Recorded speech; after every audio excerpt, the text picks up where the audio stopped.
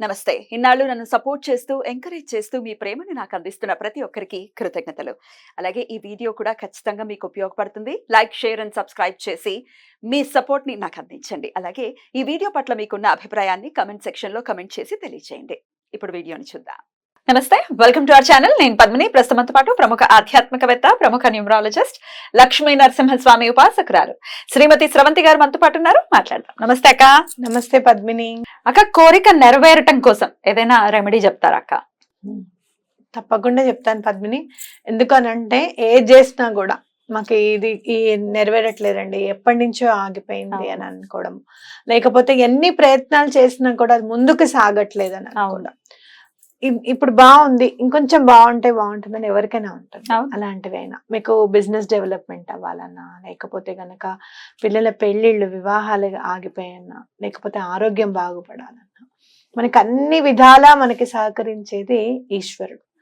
ఆ ఈశ్వరుడికి ప్రతిరూపంగా మనకి వటవృక్షం కనిపిస్తుంది అనమాట. ఇంగ్లీష్ లో బ్యానియన్ ట్రీ అంటారు, మర్రి చెట్టు అని వాడుక భాషలో అంటాం. మర్రి చెట్టు, వటవృక్షం అని పేరు దానికి. అయితే వటవృక్షానికి ఎంత ప్రసిద్ధి అని అంటే, మన అక్కల్కోట్ మహారాజ్ గారు కూడా ఆయన వటవృక్షం నుంచే డైరెక్ట్ గా ఉద్భవించారట. అయోని సంభవుడు అని చెప్తారు ఆయన్ని. ఆయన అసలు ఎలా పుట్టారు ఏంటి ఎవ్వరికీ తెలియదు అనమాట. అలాంటి వాళ్ళ గురించి తెలుసుకోవడం కూడా మన పూర్వజన్మ సుకృతంగా మనం భావించవచ్చు. ఖచ్చితంగా. అలాగే సొరకాయల తాత కూడా అంతే. ఆయన అసలు కనిపించడమే అలా పెద్ద ఆయనలా కనిపించారట సొరకాయల తాత. అలా మనం తలుచుకుంటే గనక ఇలాంటి అవధూతలు ఎంతో మంది నడయాడిన భూమి మనది. కాబట్టి ప్రకృతిలో ప్రతి దాంట్లోనూ మనకి అటు స్వామి ఇటు అమ్మవారు కనిపిస్తూ ఉంటారు అనమాట. మీకు రావి చెట్టు చూస్తే, రావి చెట్టు దగ్గర చేస్తే ఒక ఫలితం ఉంటుంది. ఈ వటవృక్షానికి సంబంధించింది ఏది అని అంటే గనక చిన్న గంట కొనుక్కోవాలి మనం.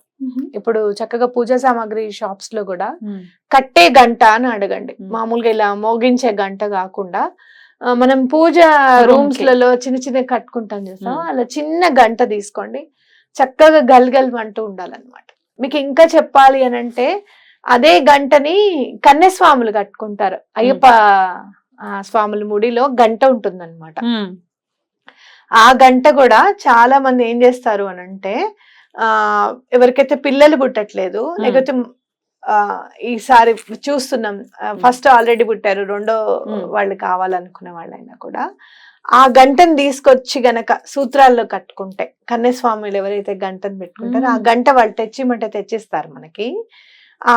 అది గనక తెచ్చి సూత్రాల్లో కట్టుకుంటే ఎటువంటి పరిస్థితుల్లోనూ సంతానం అవుతుంది. సో గంటకు అంత ప్రాముఖ్యత ఉంది. మనం మామూలుగా పూజ చేసుకునేటప్పుడు కూడా చూడు, గంటకి పూజ చేస్తాం. పసుపు, కుంకుమ, అక్షింతలు, బొట్టు పెట్టి గంధం అది సమర్పించిన తర్వాతే ఘంటానాదంతోనే మన పూజ కూడా మొదలవుతుంది అన్నమాట. సో అలా చిన్న గంట తీసుకొని వెళ్ళి మీరు మర్రి చెట్టుకి కట్టండి. కట్టేటప్పుడు చక్కగా తెల్ల దారమే పర్వాలేదు అనమాట. లేదు మీకు ఎర్ర దారం అలాంటివి ఏమన్నా ఉన్నాయి అని అంటే తీసుకొని వెళ్ళి కట్టండి. కట్టిన తర్వాత ఏ చెట్టుకైతే వటవృక్షానికి ఎలా కడతాము, దానికి మర్రి చెట్టు ఊడలు ఉంటాయి కదా, ఊడకి కట్టాలని. ఊడకి కట్టచ్చా? కిందైనా పర్వాలేదా? కిందైనా పర్వాలేదు, మీకు ఎంతవరకు అందితే అంతవరకు కట్టండి. కట్టేటప్పుడు మీ కోరికని చెప్పండి చెట్టుకి. నాకు ఈ కోరిక ఉంది, నాకు ఎటువంటి పరిస్థితుల్లో నాకు తీర్చు, నువ్వు సహకరించు, ఈశ్వరుడికి ప్రతిరూపమే నువ్వుగా భావిస్తున్నాను అని చెప్పి ఆ వటవృక్షానికి చెప్పుకోవాలి. గుళ్ళో ఉన్న వటవృక్షమైనా, మర్రి చెట్టైనా, ఎక్కడైనా కట్టచ్చు.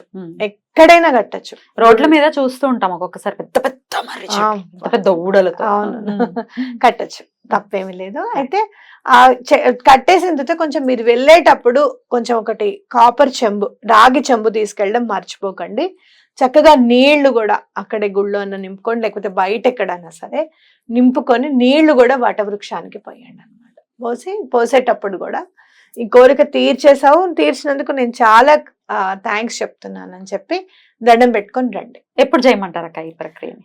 సోమవారం నాడు చేస్తే చాలా మంచిది. లేదు అంటే ఎప్పుడైనా చేయొచ్చు. దీనికి ఇట్లా కంపల్సరిగా ఈ తిథి నాడు చేయాలని, లేకపోతే ఈ రోజే చెయ్యాలని కాదు.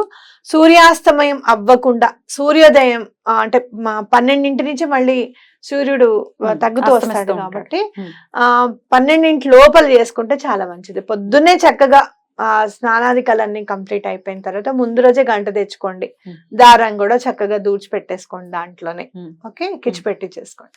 అలా చక్కగా వెళ్ళేసి నీళ్లు కాపర్ చెంబు అన్ని ఆ బుట్టలో పెట్టుకోండి చక్కగా. మంచి నీళ్లు కూడా మీరు తీసుకొని వెళ్ళండి. అక్కడ చక్కగా కాపర్ చెంబులో పోసేసుకొని నీళ్లు కూడా అక్కడ మర్రి చెట్టుకి పోసేసి రండి. గంట కట్టిన తర్వాత నీళ్లు పోయాలి కదా అక్క? గంట కట్టిన తర్వాత నీళ్లు పోయాలి. గంట కట్టేటప్పుడు మీకు ఏ కోరిక అయితే ఉందో అది చెప్తూ నీళ్లు పోసేటప్పుడు కూడా అది తీర్చినందుకు నేను మళ్ళీ గ్రాటిట్యూడ్ చూపిస్తానని చెప్పి రండి. ఎలా గ్రాటిట్యూడ్ చూపిస్తారు అని అంటే మళ్ళీ వెళ్ళి ఆ చెట్టుకి నీళ్లు పోయడం, ఒక 10 చెట్లను ఎక్కడైనా నాటడం. నాటడమే కాదు, వాటిని మళ్ళీ సంరక్షణ చేయడం, లేదు ఒక 10 మందికి భోజనం పెట్టడం, చక్కగా మామిడిపళ్ళ కాలం, చక్కగా మామిడిపళ్ళు ఎవరికన్నా ఇస్తామని చెప్పడం. 15 రోజుల్లో కోరిక తీరుతుంది. ఈ రెమెడీ కింద రాసింది అది. 15 రోజుల్లో మీకు తప్పకుండా కోరిక తీరుతుంది. మళ్ళీ 15 రోజులు అయిన తర్వాత మళ్ళీ ఇంకొక కోరిక ఏదైనా ఉంటే మళ్ళీ వెళ్ళి కట్టండి అని చెప్పి రాసింది. Beautiful beautiful. అయితే ఇది ఖచ్చితంగా చేసుకుంటారేమో మన వాళ్ళు. అయితే ఈ కోరిక విషయంలో రకరకాల డౌట్లు రావచ్చు. ఇప్పుడు మా పిల్లలకి పెళ్లిళ్ళు అవ్వటం కోసం మేము కట్టచ్చా అని ఒకవేళ ఎవరైనా పెద్దవాళ్ళు అడిగితే? తప్పకుండా పీట్ల మీద కూర్చునే అర్హత కూడా మీకు ఇవ్వాలిగా స్వామి. ఆడపిల్లలు అనుకో కన్యాదానం చేయగలిగేంత ఇవ్వాలి స్వామి అని చెప్పి దండం పెట్టుకోవడం. ఆ సుముహూర్తం నువ్వే నిర్ణయించు నాయన తొందరలో అని చెప్పి దండం పెట్టుకోవడం. వివాహం అనేది ఉద్యోగము లేకపోతే ఏదైనా ఇంకోటి ఏదైనా ఉన్నతి ఇవన్నీ వాళ్ళదైతే, వివాహం మాత్రం మొత్తం కుటుంబానికి సంబంధించిన కోరిక. తప్పకుండా కట్టచ్చు. ఒక్కొక్కసారి మొన్ననే మధ్య ఒక కాల్ వచ్చిందక్క, ఎక్కడికో వెళ్ళిపోయాడు పిల్లాడు తెలియట్లేదు అన్న పరిస్థితుల్లో ఇట్లా ఈ రెమెడీ చేసుకోవచ్చా? తప్పకుండా చేసుకో. అసలు ఆ వ్యక్తి ఎక్కడున్నారో తెలియదు, మాకు తెలియాలి ఆ వ్యక్తి ఎక్కడున్నారు. ఫైండ్ రీచ్ అని చెప్పి ఆ చెట్టుకి చెప్పండి. నువ్వే ఆ మనిషిని ఎలా అయినా సరే వెతికి నా ముందు నిల్చోబెట్టు అని చెప్పండి. తప్పకుండా యూనివర్స్ కి, అందులో వృక్షాలకి ఏదైతే మనం చెప్తామో అది ఖచ్చితంగా అయితీరుతుంది పద్మిని, ఖచ్చితంగా అయితీరుతుంది. ఎందుకంటే నీకు తెలుసు కదా, నాకు మొన్న అక్టోబర్లో సర్జరీ అయిందని చెప్పి తెలుసు కదా. సర్జరీ అని నేను అనుకున్న తర్వాత ఇంటి ముందు ఇట్లా నుంచున్నాను, మందార చెట్టు ఉంది. సర్జరీ అంట ఏంటో అని చెప్పి మందార చెట్టుని చూస్తూ నేను అనుకున్న మాట వాస్తవం. నేను సర్జరీ అయింది, నెక్స్ట్ డే నేను వచ్చాను, అవాక్ అయిపోయాను. ఒక్క రోజులో చెట్టు మొత్తము అసలు వడిలిపోయింది, చనిపోయిందేమో చెట్టు, ఇంకా లేదేమో అనుకుంటాం మనం అనమాట. ఒక్క కొమ్మకి 4-5 ఆకులు ఉన్నాయి పద్మిని, పచ్చవి. నాకు చాలా బాధ అనిపించింది. ఏంటి అసలు నేను ఇలా అన్నాను, ఇలా అన్న వెంటనే ఇలా అయ్యింది ఏంటి, అయ్యో చెట్టు ఇట్లా అయిపోయిందా అని చెప్పి నాకు విపరీతమైన బాధ అనిపించి మళ్ళీ చెట్టు దగ్గర బయట బాల్కనీలోనే నుంచొని దండం పెట్టుకొని, అమ్మా ఏదైనా నెగటివ్ ఎనర్జీని కనుక నువ్వేమైనా తీసుకొని నువ్వు ఇలా అయిపోతే గనక ఆ యూనివర్స్ కి దండం పెట్టుకుంటున్నాను, మళ్ళీ ఆ చెట్టుకి ప్రాణం పోయాలి, నువ్వు బ్రతకాలి ఖచ్చితంగా. నేనేదో నిన్ను చూస్తూ నేను బాధపడ్డాను అన్న విషయం నా మనసులో నుంచి ఆ బాధ తొలగిపోవాలి అంటే నువ్వు మళ్ళీ చిగురించాలి అని చెప్పాను. ఫుల్ చిగురించింది పద్మిని ఇప్పుడు మళ్ళీ, బాగుంది, చక్కగా ఉంది. రోజు చక్కగా 4-5 పువ్వులు, చెట్టుకు పవర్ ఉంటుంది పద్మిని. మనం మాట ఖచ్చితంగా వింటాయి పద్మిని, అది మాత్రం ఖచ్చితంగా చెప్పగలుగుతాను నేను. బ్యూటిఫుల్, అద్భుతం అక్క, చాలా బాగుంది. డెఫినెట్ గా ఈ రెమెడీని చేసుకుని 15 రోజుల్లోనే తీరుతుంది అని చెప్తున్నారు కాబట్టి ధర్మబద్ధమైనటువంటి ఎటువంటి కోరికైనా మన వాళ్ళవి తీరాలి అని మనస్ఫూర్తిగా కోరుకుంటూ thank you so very much అక్క. నమస్తే. బిర్యానీ ఆకునే కాదండి, మర్రి చెట్టును కూడా వదలలేదు. ఏదో ప్రకృతిలో మీరు వదలరా అంటే బిర్యానీ ఆకునే కాదు, భగవంతుడు సృష్టించిన దేన్నైనా సరే జీవితాలు బాగుపడడానికి ఎలా ఉపయోగించుకోవాలి అనడానికి తప్పకుండా మేము ప్రయత్నిస్తూనే ఉంటాం. అంతే, ఎట్లయినా అనుకోనియండి, ఏమైనా చేయనండి, ఎండ్ ఆఫ్ ది డే మన థాట్ ప్రాసెస్ లో ఉన్న విషయం ఏంటి, వాళ్ళ కష్టం తీరాలని. అంతే. ఓకే, రాసేసుకో. థ్యాంక్ యూ అక్క. నమస్తే. నమస్తే.